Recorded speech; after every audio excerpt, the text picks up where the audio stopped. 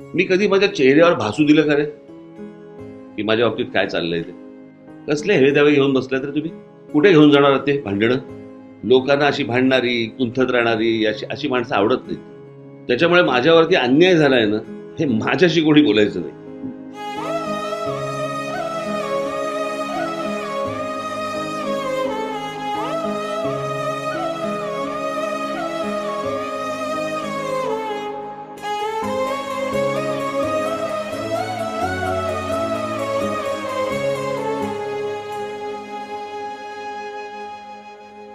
नशिबाच भोग कुणा चुकलं नाही गड्या, पाऊल थकलं नाही गड्या.